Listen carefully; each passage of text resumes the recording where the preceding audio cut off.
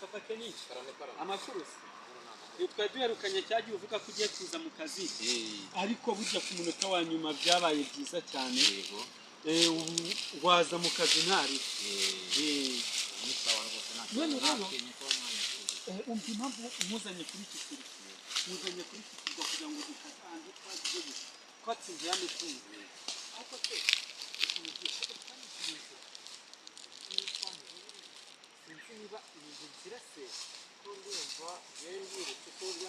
hano siko nanziri hari reka dukomeze gato imbere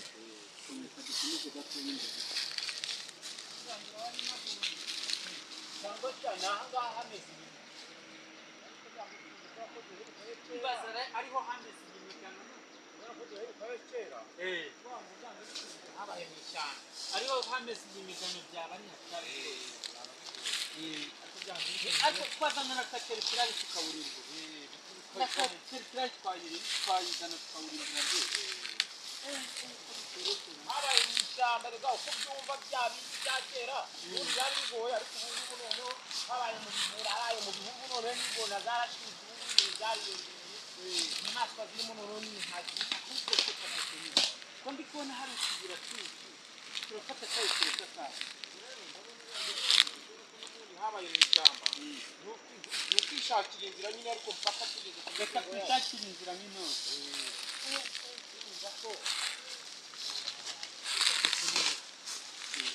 twarigenje kuvuga ngo oya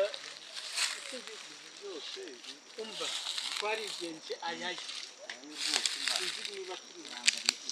iragoye rwose turabona inzira n'inzira y'inzitane nabona ko kugera ku mitungo yacu biragoranye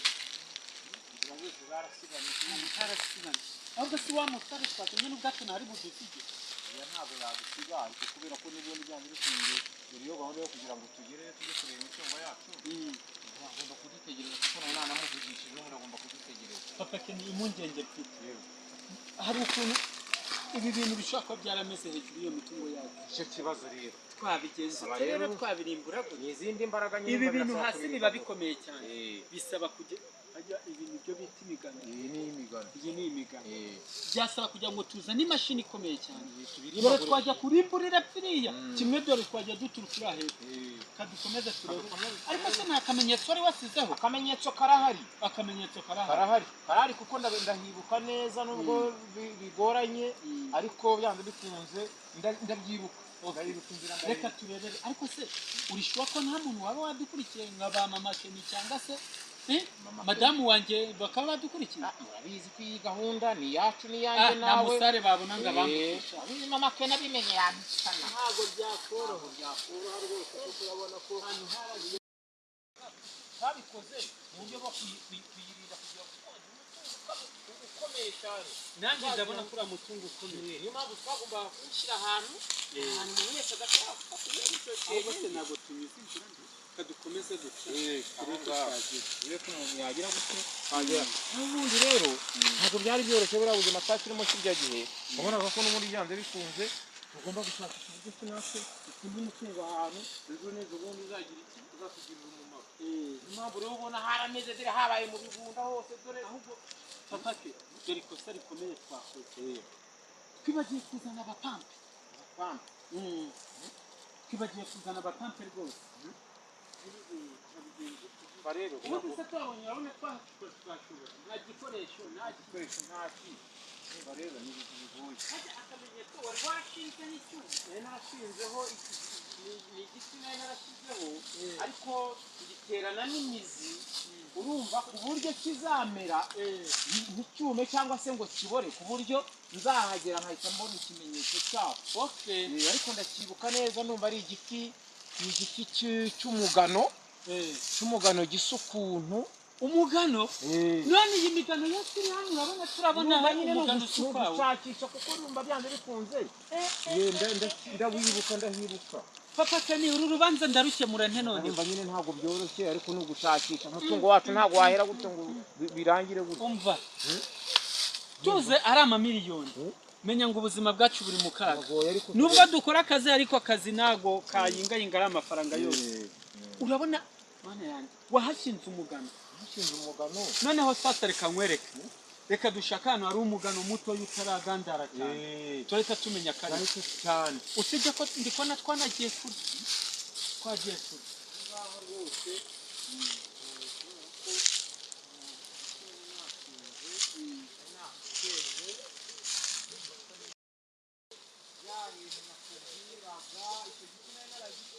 ariko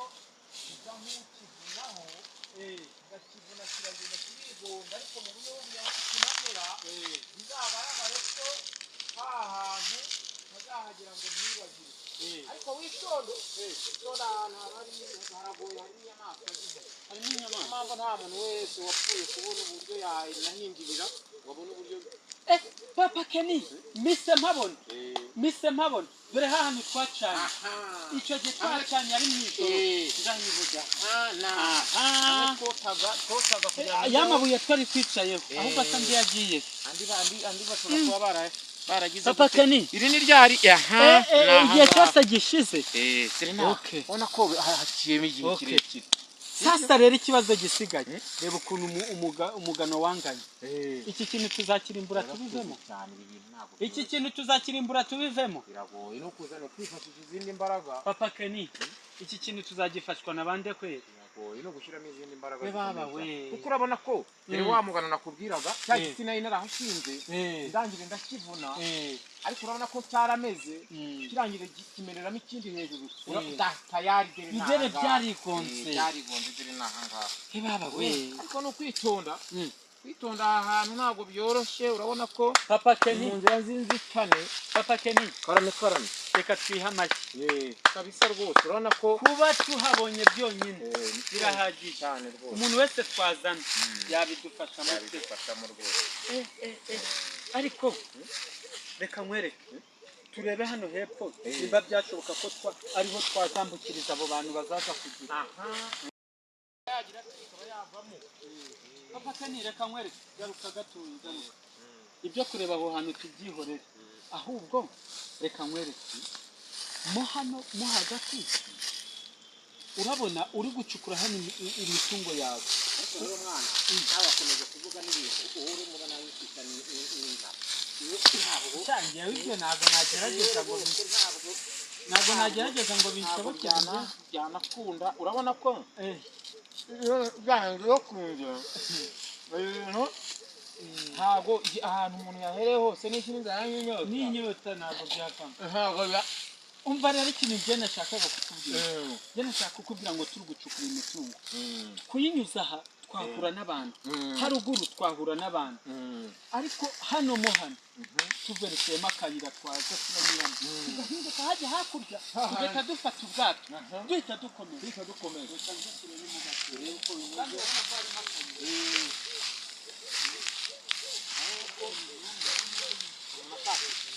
hano hantu biragoye rwose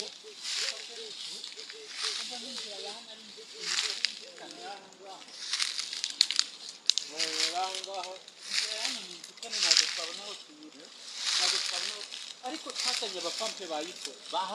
bahakora bakagira neza ibintu byatungana rwose ariko reka nkubwire reka dufate umwanzuro wo gusubira inyuma none tuza kuyikura amajyari yo mitungo ubu ni ukuvuga ngo nubwo twasanze harameze ari ishyamba gupanga gahunda dushaka abapampe bazaza kuza kudufata ubundi ibintu bikagira gutya ibintu bigatungana imitungo yacu tukagira gutya tukayikuramo bitagoranye niko bimeze reka nkubwire rero njyewe ubu nta mpungenge mfite ntago nkibaza ngo imitungo ngiki iki kimenyetso ubu nta n'umuntu n'umwe iki kimenyetso iri ni ibanga ryacu abantu bazajya bahagera bagire ngo ni ibintu bisanzwe nawe urandebera hasi handi twotaga imbeho yari yazima bwari bukomeye cyane bwari bukaze wa mugabo neza urabona ko dore urabona ko bimaze n'igihe dore rwose nibanga ahubwo reka nkwereke kadushyireho utwatsi wanjye hatazagira ubona yuko hatazagira umuntu uzakagurata ahantu hari n'ibimenyetso akamenya ko ari ikimenyetso ariko tuyatwikiye gutya ntawamenya habari n'iki kimenyetso cy'igipfunde kibe iki nanone nacyo cyadufasha mu gihe umuyaga waza ugahuha ibintu ukabitwikiriza hano twahita tugira gute ariko rwose reka nkubwire ntabwo wari kunyicana ubugingo kubera ko numvaga mfite inyota ntabwo rero twari kugumya kuganira gutyo gusa nta kintu mfata ntibibaho oya ntacyo reka dufate umwanzuro wo gusubirayo rero sasa ariko papa urabona ukuntu cyagiye turi kubiganirira mu kazi byari bidukozeho nk'ubu umugore wawe wamubwiye ko wahindutse ko utazongera gutinda gutaha n'iki n'iki nugerayo bwije akakubaza ati byari bimeze gute umubwire ko wari uri kumwe na bosi wawe ari kukugira inama hanyuma ngira inama ku bigerekeranye n'akazi kubera ko ntusubiyeho ntazongera gukora amakosa kubera narahindutse rwose mama Kenny waranabizi mu rugo ibintu bimeze neza Kenny rwose ubu nta kibazo ibintu bimeze neza rwose iri shyamba ntabwo byoroshye oya n'iki kirwa kiri ahantu hakomeye cyane reka nkureke sasa reka tugira gutya tugende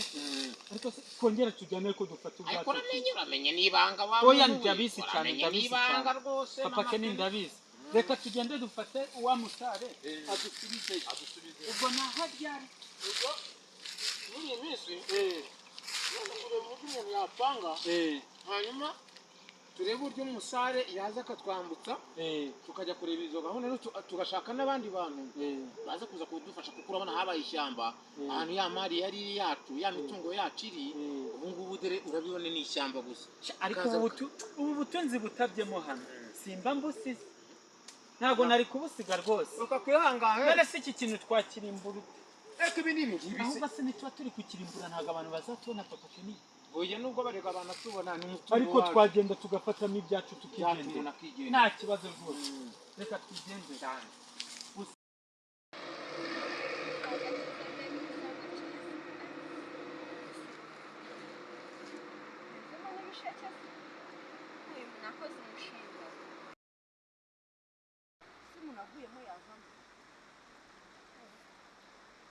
kwitemberera ndebe ibyari rinjanye ariko rasibosi iri kunyitsinda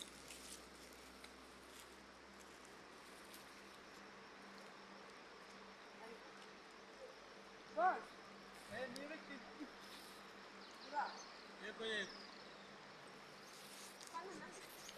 hano nari nje kureba ukuntu hano hameze nari ndi gutembera bisanzwe bosi nawe nta bidasanzwe nari ndi kureba natire oya natwe aha ngaha nta kibazo oya hano hari akuka keza urabona amazi erega ibino biti tumenyere kubamo inzoka noneho aya mazi habamo ifi ziryana habamo ingona habamo imvubu none se kuko nk'ubu ibintu bikuriye k'abakire mukunda ubuzima bworoshye mugakabya aha hantu naho abakene rwose nkatwe oya mama Kenny nta kibazo rwose ubura umuntu wese muri rusange ahantu abona hamuteye amatsiko agomba kuhagira akareba uko hameze ahubwo se wowe ni izi nzira bite nari gutembera nyine kugira ngo duhure mu mutwe yasi n'akazi nawe urabizi ko tupakana amasomo atari mu kazi ariko nyine reka twegere oya ahubwo aho kugira ngo tugende gutya reka dusubire inyuma tugende ugende umbwire uko tuganira papa Kenny bimeze aha papa Kenny se ko mba mbona ibyiwe bimaze kujya ku murongo uko biri kose amaze guhinduka nyine ntabwo akimeze nka mbere gusa nyine wasanga ari uko wenda ari ubukene oya papa Kenny nanjye nabonye yarahindutse burundu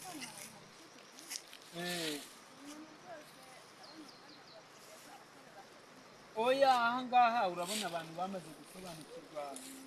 ibihingwa ngandurabukungu ibintu byiza cyane naho njyewe nari ngeze hano ndi kureba uko bimeze rwose naho ndi papa Kenny byo ndabona atangiye no kumumagara asigaye ataha kare nta kintu inzoga yarahindutse nta gitaha atinze umwana asigaye amubona yaba byagumaga gutya ni byiza nanjye namwihanangirije twaganiriye ndamubwira ndagerageza nyine ngo cyagera ariko ninjye kwahukana kabuze gato ngere akarekare ubusa ubuzima nkabura urumva wabamo koko uzi guhahira urugo wenyine umugabo agataha atinze yaranayanyibaga none ugasanga nagiye kuri konti ngasanga yayamazeho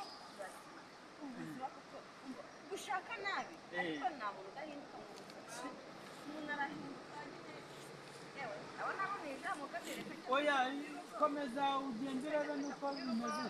nuko papa Kena ameze wasaga ejo azaza mu kazi azaza mu kazi mwarakoze cyane kumuduhanira yego nuko nabonaga bigoye rwose kandi warakoze imana igihumbi kandi namwe mwarakoze kwihangana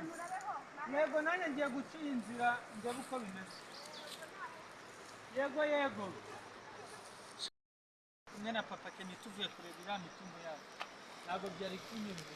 gusa nanjye kanitahire nta kibazo